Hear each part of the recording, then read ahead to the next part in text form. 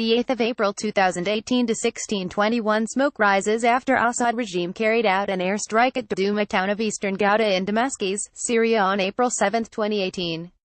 Mouneb Taim, Anadolu Reports of a chemical attack outside Syria's capital thrust the U.S. and Russia into new confrontation on Sunday, with Washington calling for an immediate international response and Moscow warning against any military strike. Rescue workers and activists said dozens died in a chemical assault amid renewed government fire on Douma, the last rebel stronghold in the Damascus area. The use of chemical weapons last April provoked a U.S. missile strike, the first direct American hit on Bashar al-Assad's regime since the conflict in Syria began in March 2011.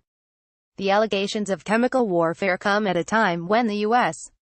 administration is pulling in different directions over Syria policy, with President Donald Trump calling for a speedy American pullout over the objections of the State and Defense Departments. Trump suggested the U.S. wouldn't sit idly by tweeting that Russian President Vladimir Putin and Iran are responsible for backing al-Assad. Big price. Syria's official Sana news agency said the rapidly advancing army doesn't need to use any chemical weapons as the media channels that support the terrorists are fabricating. It cited an official it didn't identify. Russia, whose military backing of Assad turned the course of the war in his favor, denied that Syrian government forces deployed chemical weapons in Douma, according to the TASS news service, which cited Major General Yuri Yevtushenko. Russia plans to send specialists to analyze the scene once militants are expelled from the area, and said the data will refute claims of chemical use, TASS reported. The Foreign Ministry in Moscow warned that any foreign military strike against Syria over fabricated reports of chemical warfare may lead to the gravest consequences.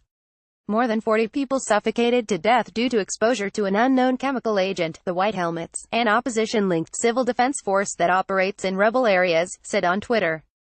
Images of lifeless children and women foaming from their mouths were circulated on social media.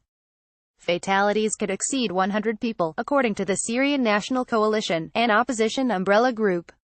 Reports from a number of contacts and medical personnel on the ground indicate a potentially high number of casualties, including among families hiding in shelters, the U.S.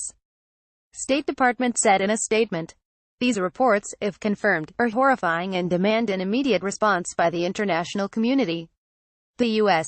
Tomahawk missile strike last year increased tensions with Russia, which has backed Assad in his battle to suppress an uprising that morphed into a regional proxy war.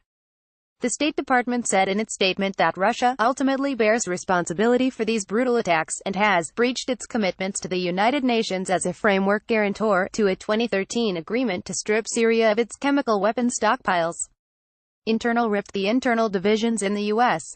administration over Syria policy leaves Russia, Iran and Turkey calling the shots in Syria, not the U.S., according to Andreas Krieg, assistant professor of defense studies at King's College, London.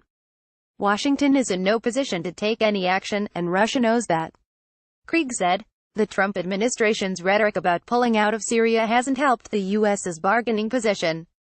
The regime knows now that it will get away with murder.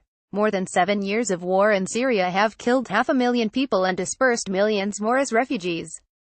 The fighting has also drawn in Iran, Russia, the U.S., and Turkey, and a post-war scenario could include a continuation of Syria's de facto partition into spheres of foreign influence.